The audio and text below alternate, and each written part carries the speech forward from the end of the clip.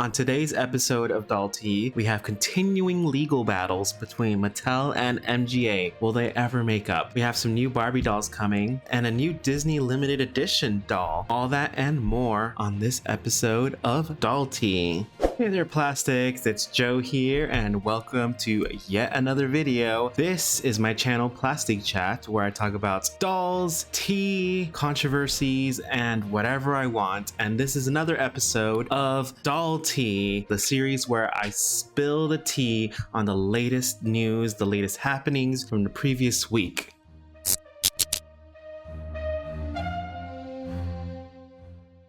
This tea is so hot. Oh my gosh. Oh my gosh,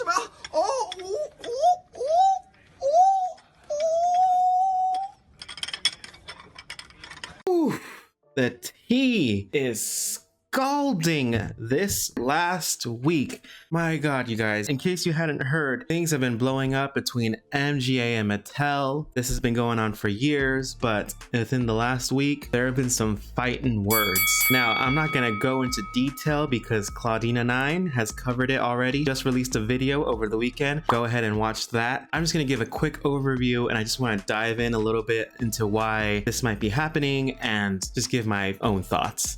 So if you hadn't heard, Richard Dixon, who is the president and chief operating officer at Mattel, posted this on his LinkedIn. It was to announce the Mattel Playback initiative that they're doing, in which they are going to take toys from previous generations, recycle them, turn them into new materials for toys. You know, it's basically the same thing I talked about that MGA is doing, and they're calling it the Mattel Playback. Of course, this was received with a lot of praise, but of course, the top comment was from our guy, Isaac Larian, CEO at MGA, and he posted in all caps, "Stop stealing." And with that, he posted the email exchange between himself and Jan Kritz, who is the CEO at Mattel, basically saying, "You guys are shameless. LOL OMG Remix and Barbie Dreamhouse Remix clearly and blatantly done to confuse consumers and palm off. Make sure you save and not destroy documents. We are coming after you and Mattel for sure this time. You give us no choice." This was in response to the latest announcement by Barbie that they're doing a new Dreamhouse, and it's called Barbie Dreamhouse Remix. That sounds insanely familiar.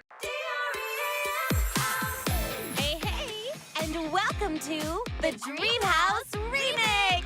You know, last year, LOL Surprise did the Remix line, which was hugely successful. It won many awards. It sold out in many stores. After that line was released, Barbie did their Barbie Extra, which of course is kind of a little wink or a nudge at LOL Surprise, as, you know, their main song goes extra, extra like OMG. MGA has not taken a liking to this whatsoever. So these are some fighting words. Claudina9 pointed this out in her video. I'll let you guys look into that, but there are so many emails that reveal quite a bit the back and forth between Mattel and MGA. Mattel is specifically mad at the moment because of the Barbara trademark that MGA took out. I talked about this in a previous Doll Tea. Barbara is one of the friends of Aria, which will be a new doll that MGA is releasing to compete with Barbie directly. We all know this has been going on for years. You know, in 2004, Mattel sued MGA for Bratz, and it's just been legal battles back and forth, with Bratz taken off the shelves, Moxie Girls being the replacement to Bratz, like all this stuff back and forth. And ever since then, it's just been like constant battling between MGA and Mattel over one-upping each other. You know, Mattel will do Monster High, and then MGA will do Bratzillas, and then Novi Stars, Ever After High. It just kept going and going. It still goes on today, because now that LOL Surprise has come out, and you know, they're really, really big right now. Everyone is talking about them. So of course, Barbie has taken that concept of extra fashions and releasing their own Barbie line called Barbie Extra. Which one do you guys prefer? I have my thoughts.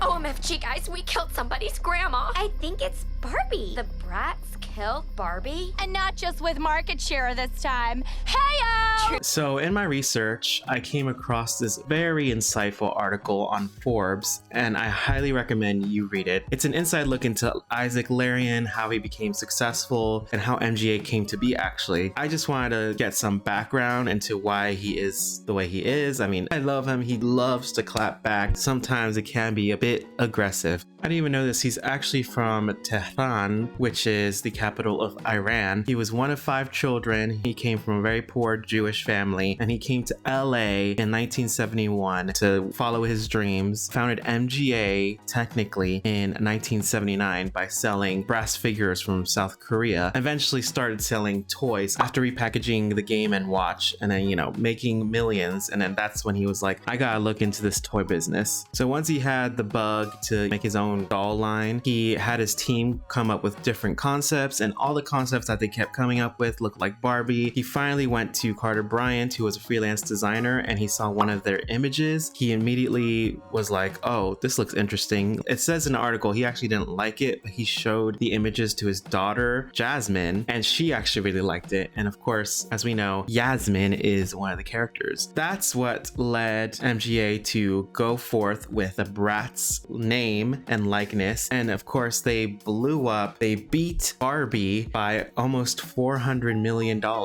in sales. That's when the plastic wars started, because then Mattel started suing because they claimed that Bratz is technically their design, since Bryant Carter worked with Mattel supposedly when he came up with the idea, and it's just been a back and forth, back and forth, back and forth. Guys, read this article. It's actually very interesting and very insightful. The way that they paint Isaac is a very stern businessman. He says multiple times in his article that he loves to win. He's all about winning. So he's a very competitive person. Sometimes it seems like he just likes to pop off without really thinking. He's gotten into trouble before by just posting things on social media without really having the forethought to think before posting. He has a very loud mouth, and he has a deep-seated hatred for Mattel. Now, me personally, I'm kind of unbiased because I love both companies, but I will say Mattel from the beginning has always been about destroying the competition. Barbie wasn't even an original idea. She was based on a German toy called Build Lily. Since Barbie's beginning, they've always tried to stamp out on the competition, but never legally. It wasn't until Bratz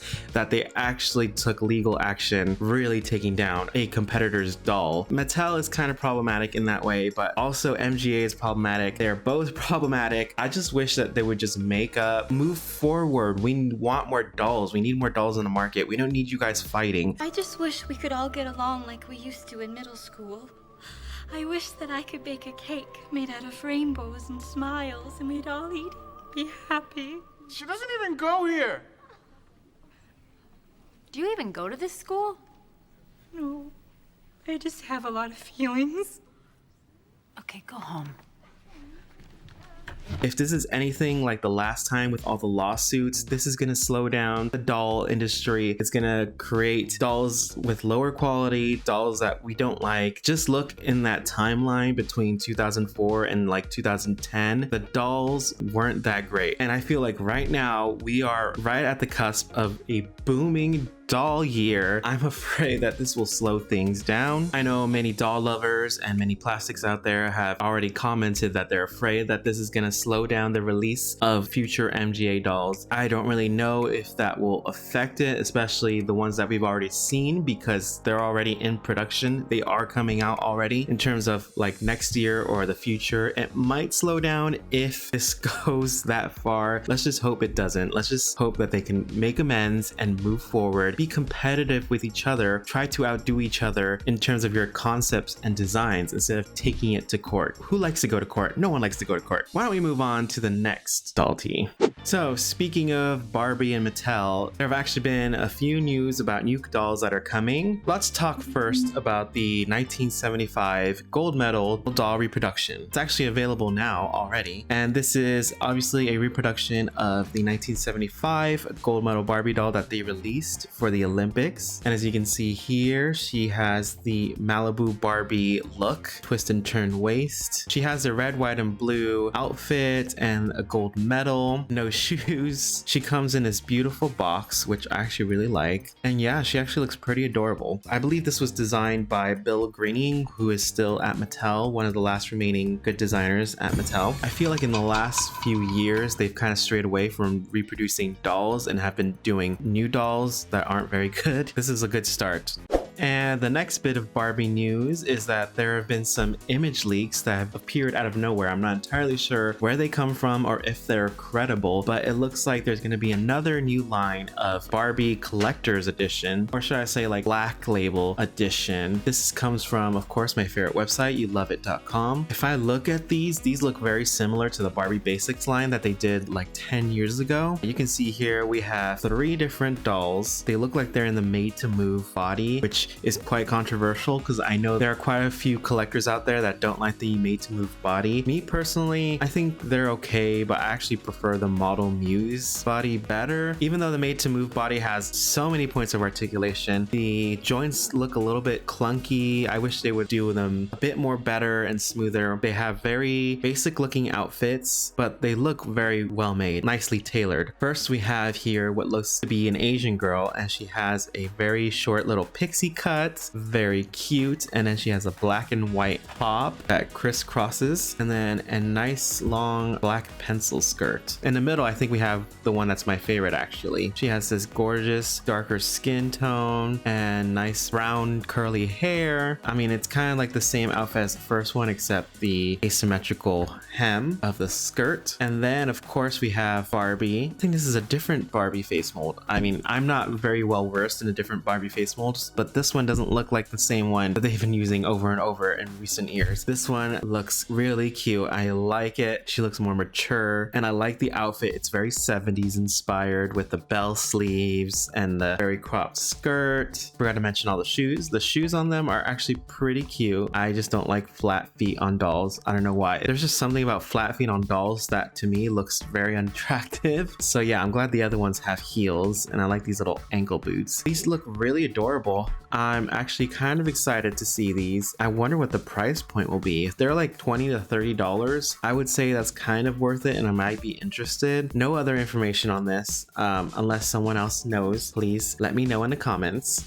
So yeah guys, it's time for comment shoutouts. If you haven't subscribed to my channel already, make sure to do that right now and hit the bell icon so you get notified anytime I post a new video. Make sure to smash that like button and leave a comment because your comment might be featured in my next video. I just want to give a few comment shoutouts this week. This one's from my previous Doll Tea video and it's kind of like an amendment all in one. And this is from Johnny, and he said the maker of the Glo-Up Girls said that the wigs are just for the prototypes. The actual dolls will have rooted hair. I proceeded to ask if they had any intel, and thanks to Kenneth Willows, who said the only designer I know who is public is MC Cassini, and the Glo-Up dolls are gonna have a reality show. Thank you so much for those comments. I was actually able to find the account that you were talking about. That led me down a rabbit hole, and there's actually a lot more images of the Glo-Up Girls, as you can see here. So this is a clear image of all of them, and MC Cassini says, I've been working on this amazing new fashion doll packaging and branding, and I finally get to share. The sneak peek is a work in progress, but it's been a dream of mine to design on holographic stock. I really believe in this brand having the power to inspire young girls to be their best selves. She has all the images in the concept art, as you can see here. The concept art, I have to say, it looks amazing. Like she said, these are prototypes, so hopefully the final product will actually be better, because I did have a few complaints about these dolls. Looking at these images, my god, they look absolutely incredible. Like this girl right here is actually supposed to be Asian, which I didn't even know. And then she has a video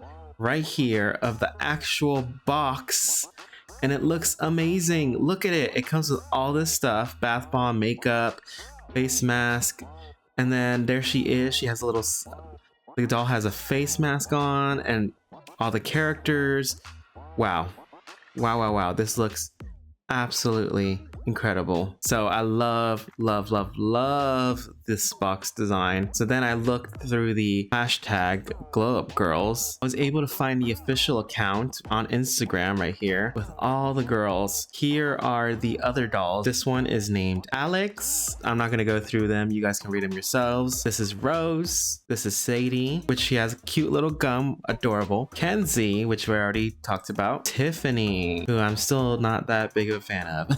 And Erin is probably my favorite one. And looking at the, yeah, see, the eyes look the same here, but I wonder if she'll have more like Asian looking eyes, which would be cool. It's gonna be based on a reality show, and they have all these images. I guess these are the influencers that are gonna be in the show. I really don't know what it's gonna be like, if it's gonna be like a YouTube originals kind of thing. Here are the girls. Don't really know which one's which, but there are all the Instagram accounts if you want to know who they are and do more research. I guess the dolls are based on these influencer girls. These girls look so cute. They are rocking it. Although some of them don't look anything like their doll, so I'm not entirely sure if it's about, like this one. Okay, she looks like her doll. That's clearly supposed to be her. She looks nothing like the doll. She kind of looks like her doll, but not really. Not really. Kinda. I would say none of them really look like their doll. Maybe this was a look that they do. I'll have to do more research, look through their Instagram accounts. Maybe they pulled a look from their Instagram accounts. And if you guys have more intel, let me know. Okay, and the last bit of news I want to talk about today is for a doll line that I haven't really collected in years, but I used to be such a big collector, and that is the Disney Limited Edition dolls. These are the 16-inch ones that they sell for like the release of the new movies or when they come out in DVD. And I have a few. I have a few Frozen and like the new Cinderella movie one, but I did have to sell some of them because I was poor at the time. But they are going to be releasing a new one for the newest Disney live action film, the Cruella live action film, and we have these images courtesy of youloveit.com. So yeah, we don't know when the release date is, but the edition size will be 5,400, and this is exactly why I stopped collecting them. They do such small batches and they sell out instantly. It's almost impossible to get a doll unless you're like really trying hard, and then a lot of the bots buy them and then they resell them for extortionate amounts of money. Not only that, I feel like the quality has gone down. I saw the latest ones that they were releasing. I believe it was Tiana and the latest Frozen ones. They did not look very good at all, so I skipped down on those because I could tell quality went down. The embroidery was gone. It was mostly just printed fabrics, but this doll actually looks kind of cute. Here she is with her beautiful face sculpt. I've seen the trailer for it and I'm kind of like, I'm still not totally sold on the live action remakes, to be honest. I'm not a fan of them at all. They usually end up being quite terrible. We'll see if this one's gonna be any different. In the trailer, they were going for like a Joker kind of vibe. I find that to be so weird for a Disney villain. But this doll, I have to say, looks absolutely gorgeous. I'm still skeptical, me being me, because I stopped collecting because the quality went down. I am a little bit tempted with this doll, I will have to say, because she has this gorgeous red mermaid dress with the gloves and the makeup. She actually looks really beautiful. They are still really expensive though. They're usually like $130, which is a lot, especially for the quality going down. There's so many dolls coming out. I don't think I'll get her. I need to save up for a bunch of other dolls. That was my video. Thank you guys for joining me. Now I won't be doing a Thrifty Thursdays this week because I am taking a little bit of a vacation. I will be coming back next week with 2 videos. So if you guys want to keep watching more videos, make sure to click over there. And if you haven't subscribed yet, click down there. Thank you, Plastics, so much for joining me. And with that said, keep it plastic.